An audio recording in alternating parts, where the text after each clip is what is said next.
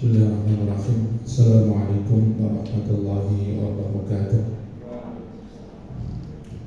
Bismillah, alhamdulillah, wassalatu wassalamu ala rasulillah wa ala alihi wa sahbihi wa mawalah wa la hawla wa la quwwata illa billah.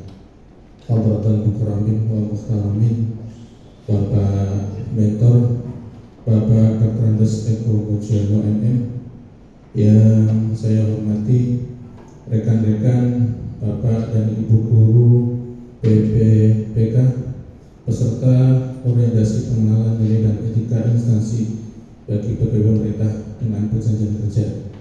Alhamdulillahirrahmanirrahim, pada pagi hari ini kita masih diberikan kesehatan, kesempatan sehingga kita masih bisa berkumpul dalam acara seminar orientasi pengenalan nilai dan etika PPPK.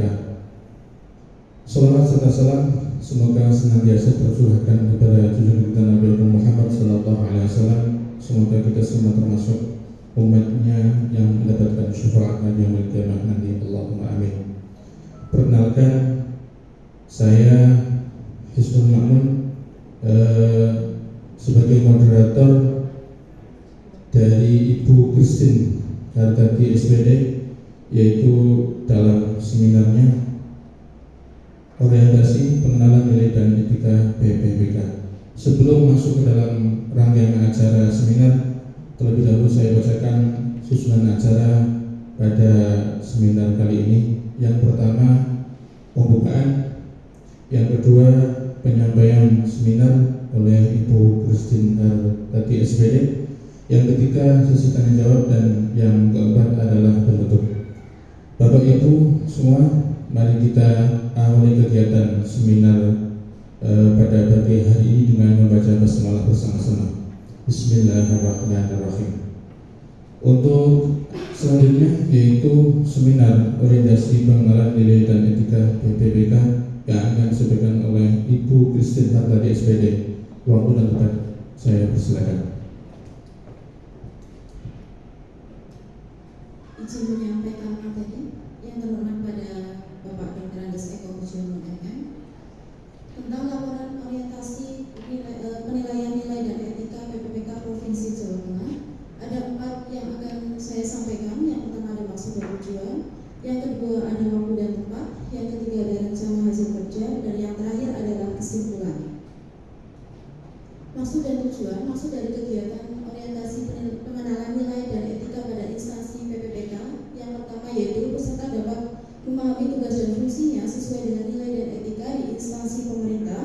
Kemudian yang kedua, peserta mampu melaksanakan tugas dan fungsi yang menjadi kewajibannya. Dan yang ketiga yaitu peserta harus berorientasi pelayanan akuntabel, kompeten, harmonis, loyal, adaptif, dan kolaboratif. Kemudian untuk tujuannya, yang pertama ada pengenalan tugas dan fungsi ASN, yang kedua ada pengenalan nilai dan etika pada instansi pemerintah, yang ketiga ada pemahaman dan penyediaan informasi kepada PPPK yang baru diangkat, dan yang terakhir adalah PPPK diharapkan mampu mengaktualisasikan nilai-nilai dasar ASN yang berakhlak serta dapat melaksanakan tugas yang menjadi kewajibannya dalam melaksanakan program pemerintah di unit kerjanya. Untuk waktu pelaksanaannya, pada agenda yang pertama itu dimulai tanggal 2 Desember sampai dengan 4 Desember dengan full learning dengan pembelajaran secara daring menggunakan Zoom meeting. Kemudian agenda yang kedua yaitu dilaksanakan tanggal 5 Desember sampai 11 Desember dengan luring atau orientasi di OPD PPPK masing-masing. Kemudian untuk tempatnya, untuk agenda pertama karena dilaksanakan secara daring, kami melaksanakannya di SMA Negeri 1 Ayah. Kemudian yang kedua, pembelajaran secara luring kami melaksanakannya di SMA Negeri 1 Gono. Kemudian untuk RHK kami yang pertama adalah unit kerjanya di SMA Negeri 1 Ayah, kemudian jabatannya ahli pertama guru sosiologi.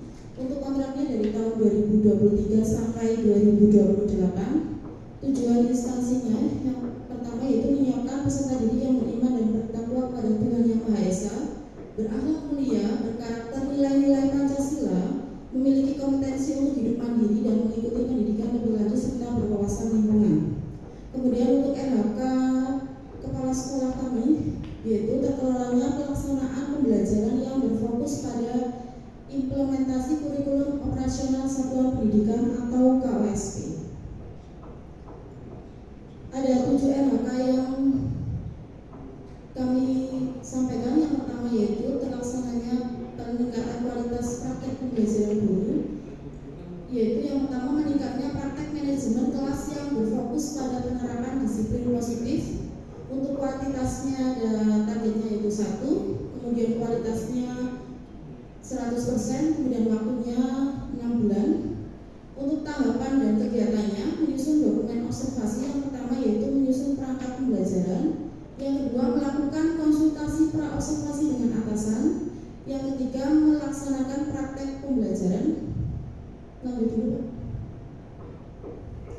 Kemudian ada untuk langkah-langkah dari disiplin positif. Yang pertama adalah membangun hubungan yang kuat, kemudian menetapkan aturan yang jelas dan konsisten, kemudian menggunakan bahasa yang positif, memberikan pujian dan penghargaan, kemudian yang kelima menerapkan konsekuensi logis, yang keenam mengembangkan keterampilan sosial dan emosional, lalu yang keempat melakukan konsultasi pasca observasi dengan atasan.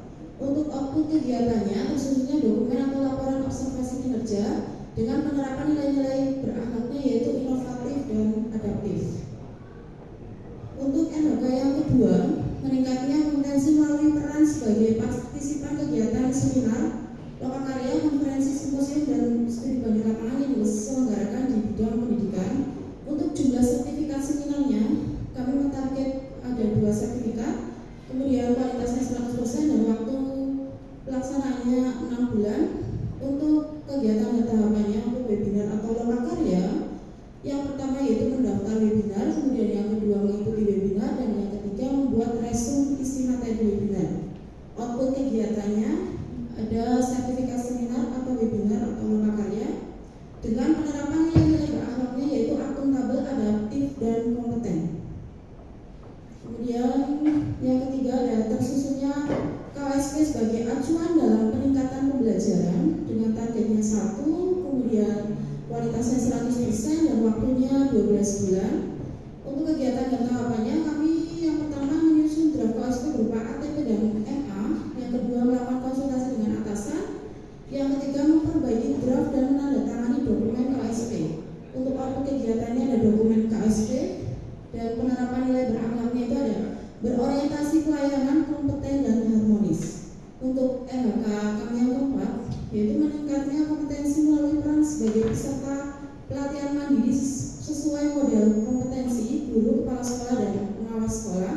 Untuk kualitasnya targetnya 1, kemudian kualitasnya 100% dan waktunya ada 6 bulan. Untuk kegiatan dan tahapannya yaitu yang pertama membuka PMM pada menu topik, kemudian yang kedua mencari topik yang sesuai, yang ketiga mengerjakan topik di PMM dengan baik, dan output kegiatannya sertifikat pelatihan pada PMM dengan penerapan nilai-nilai berakhlaknya itu ada akuntabel dan adaptif. Untuk yang kelima, terlaksananya pembelajaran mulai perencanaan dan perangkat penilaian atau asesmen yang mengacu pada KOSP. Untuk targetnya ada 1, kemudian kualitasnya 100%, kemudian next dulu. Untuk waktunya 6 bulan. Untuk kegiatan dan tahapannya itu yang pertama membuat perangkat perencanaan dan penilaian, yang kedua melaksanakan pembelajaran sesuai dengan perangkat perencanaan, kemudian yang ketiga melakukan penilaian atau asesmen. Dengan output kegiatannya dokumen perangkat perencanaan dan penilaian pembelajaran, dan untuk penerapan nilai berakhlaknya yaitu adaptif dan berorientasi pelayanan. Untuk yang keenam, meningkatnya kompetensi melalui peran sebagai partisipan observasi praktik pembelajaran atau diskusi bersama rekan sejawat dengan kualitas targetnya 1, kualitasnya 100%, kemudian waktunya 6 bulan. Untuk kegiatannya menyusun perangkat pembelajaran, kemudian yang kedua melakukan tinjauan modul ajar dengan rekan sejawat, kemudian yang ketiga melaksanakan praktek pembelajaran melalui observasi kinerja bersama rekan sejawat, dan yang terakhir melakukan umpan balik kegiatan observasi pembelajaran bersama rekan sejawat. Untuk output kegiatannya tersusunnya laporan observasi kinerja bersama rekan sejawat dengan penerapan nilai berakhlaknya adalah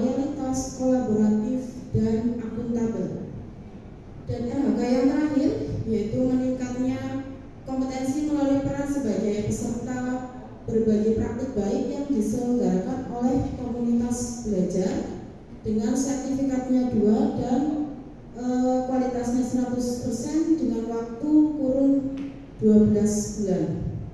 Untuk kegiatan dan tahapannya, mendaftar berbagi praktik baik pada komunitas belajar yang sesuai dengan bidang keahlian, kemudian mengikuti kegiatan, dan yang terakhir mengerjakan tugas atau pos-tes yang disediakan, dengan nanti output kegiatannya adalah sertifikat berbagi praktik baik yang diselenggarakan oleh Kombel dengan penerapan nilai-nilai berakhlaknya yaitu kolaboratif dan akuntabel serta harmonis. Next slide. Kemudian kesimpulannya dari hasil kebutuhan sekolah yang dikuasai peserta didik dengan paket bangunan sederhana, harapannya peserta didik dapat lebih mudah memahami materi agar kegiatan belajar mengajar berlangsung efektif, interaktif, dan menyenangkan sehingga dapat memberikan pengaruh dalam peningkatan kemampuan kognitif peserta didik serta dapat meningkatkan keterampilan dalam kegiatan pembelajaran sehari-hari di lingkungan sekolah. Mungkin itu yang bisa saya sampaikan. Ada kurang lebihnya mohon maaf. Assalamualaikum warahmatullahi wabarakatuh. Terima kasih kepada Ibu Kristen Hartati SPD yang sudah menyampaikan seminar orientasi pengenalan nilai dan etika PPPK dengan sangat baik dan jelas. Untuk selanjutnya yaitu sesi tanya jawab. Silakan pada Bapak Ibu guru yang punya pertanyaan terkait seminar yang disampaikan oleh Ibu Kristen Hartati SPD, kami persilakan. Monggo Bapak Ibu. Pak Susilo, silakan Pak Susilo untuk menyampaikan pertanyaannya.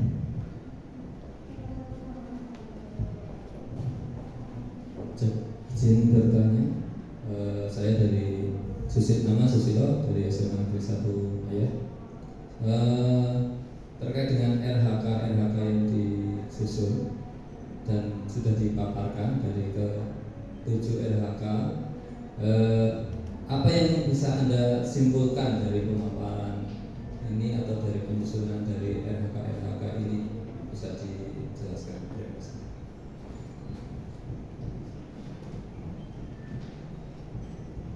Terima kasih atas pertanyaannya Pak Susilo. RHK 7 tersebut yang bisa saya simpulkan adalah peserta didik menjadi terlayani dengan baik, kemudian lebih mudah memahami materi, dan kegiatan belajar mengajar berlangsung efektif, interaktif, dan menyenangkan. Mohon izin memaparkan sedikit. Kebetulan saya menjadi wali kelas 11 Pak, dan kebetulan juga ada 2 anak saya yang spesial. Artinya ada beberapa penerapan nilai-nilai berakhlak yang saya berikan kepada kelas saya. Salah satunya adalah berorientasi pelayanan. Jadi 2 siswa tersebut karena memang latar belakang keluarga dan juga lingkungan yang tidak memungkinkan dia bisa mengikuti seperti teman-temannya yang lain, salah satunya sering tidak berangkat sekolah tanpa keterangan. Otomatis dari sela-sela kesibukan saya yang kebetulan jamnya ada 38 JP setiap minggunya, saya harus memberikan sedikit waktu kepada kelas saya tersebut dan juga kepada 2 anak didik saya. Intinya sering melakukan kunjungan-kunjungan ke rumah. Apa yang melatar belakangi 2 anak tersebut tidak seperti temannya yang lain yang berangkat ke sekolah. Seperti itu Pak. Bagaimana Pak Susilo terkait jawaban dari Ibu Kristen Hartati? Jelas nih, dan luar biasa sekali Ibu Kristen Hartati, 38 jam 1 minggu, Masya Allah, luar biasa ya. Tidak bisa dibayangkan ini. Ya, demikian rangkaian dari seminar orientasi pengenalan nilai dan etika PPPK yang disampaikan oleh Ibu Kristen Hartati SPD. Semoga menjadi pengalaman baru bagi kita semua dan tentunya bisa diambil sebagai ilmu yang bermanfaat bagi kita semua. Allahumma amin. Mungkin itu yang bisa kami sampaikan dari awal sampai akhir. Apabila banyak kesalahan, kekurangan, kami mohon maaf yang sebesar-besarnya. Mari kita tutup acara pada pagi hari dengan bacaan hamdalah bersama. Alhamdulillahirabbil alamin. Sekian dari saya. Allahumma waffiq ila aqwamit thoriq. Wassalamualaikum warahmatullahi wabarakatuh.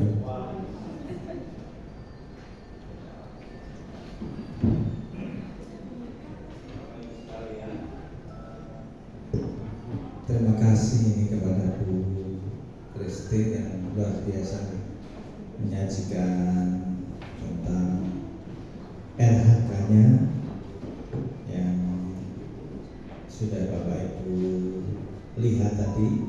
Tapi mungkin Bapak Ibu kan enggak membaca semuanya ya mungkin.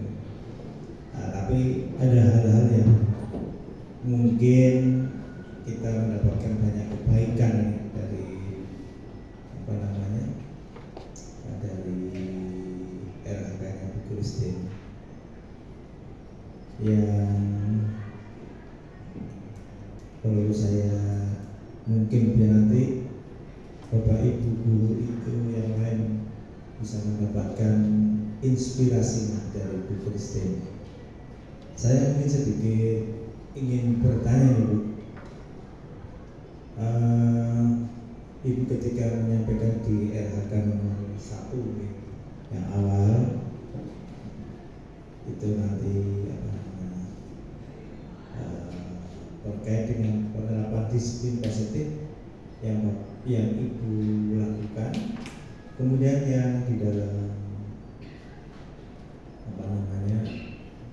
penerapannya di kelas ada ini mengembangkan keterampilan sosial dan emosional. Jadi anak itu di dalam kegiatan disiplin positif ini Ibu menyampaikan untuk penting mengembangkan keterampilan sosial dan emosional. Keterampilan jadi anak nanti akan mungkin maksudnya terampil sosial itu seperti apa dan terampil emosional ini seperti apa ketika disiplin positif dilakukan. Nah, mungkin Bapak Ibu Christine bisa menyampaikan biar nanti Bapak Ibu bisa mengambil manfaat dari penerapan disiplin positif yang dilakukan Bu Christine di dalam kelas, karena Bu Christine kan mengambil 15 menit dan Bu Christine kan mengambil Ibu di PMN itu kan salah satunya disiplin positif. Sampai yang tadi luar biasa banyak Bu Christine bisa melakukan berobservasi bersama teman sejawat juga dilakukan. Itu salah satu yang saya butuh biar Bapak Ibu sekarang mungkin Bapak Ibu sekarang juga mengambil kegiatan yang sama dengan Bu Christine, tapi nanti kita dengarkan untuk berkaitan dengan tadi itu keterampilan sosial anak dengan bagaimana itu. Pas kemudian Bu Christine sudah cerita di sekolah saya ada anak yang berkebutuhan khusus. Saya sudah bisa membayangkan seperti itu, tapi anak yang lain seperti apa ya? Saya sebut mungkin. Izin menjawab Pak, terkait dengan keterampilan sosial dan emosional ketika saya berada di kelas. Untuk keterampilan sosialnya saya memang ke anak-anak saya di kelas itu lebih menekankan untuk lebih peka terhadap keadaan. Salah satunya yang mengajak kepada dua temannya yang jarang berangkat itu, apakah mereka ada masalah atau mungkin mereka kurang nyaman berada di kelas atau punya semacam anak-anak sekarang itu lebih ke mungkin geng-gengan gitu Pak. Jadi saya memang menekankan ke mereka supaya menurunkan egonya mereka untuk lebih peduli dan peka terhadap temannya yang memang dari latar belakang keluarga yang tidak sama dengan 33 anak yang lain. Itu yang pertama. Kemudian untuk yang emosionalnya, saya lebih ke memang ada beberapa anak juga yang menurut saya kalau di kandani itu agak susah seperti itu. Jadi saya kadang ada temannya ketika kita sedang menasihati satu atau dua orang anak, kemudian temannya merasa dicuekin atau seperti apa, saya kadang juga mohon untuk tidak begitu tidak terlalu menuntut, menekankan emosinya mereka supaya beri waktu kepada saya untuk memberikan pemahaman kepada yang memang butuh pemahaman seperti itu. Jadi karena memang keterbatasan waktu saya di sekolah Pak, dari 38 jam tersebut memang dan saya di kelas saya tersebut itu satu minggu kebetulan ada 5 jam. Biasanya saya memang kebetulan juga di sekolah kami ada kegiatan Jumat refleksi, kadang itu saya lakukan untuk melakukan refleksi di dalam kelas terkait dengan pendekatan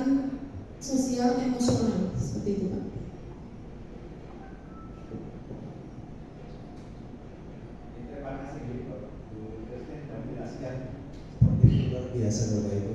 Ya kita beri tepuk tangan dan terus untuk Terima kasih Bu, silakan kembali ke